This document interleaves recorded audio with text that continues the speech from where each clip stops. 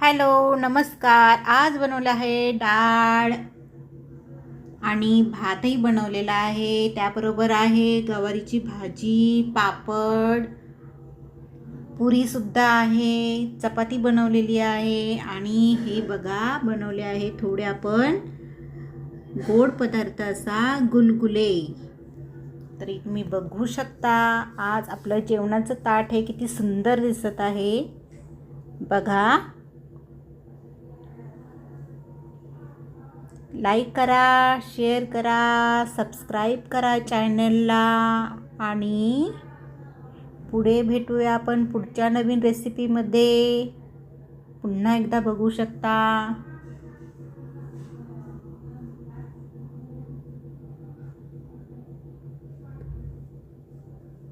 बघितलं की नाही? चला, बाय बाय.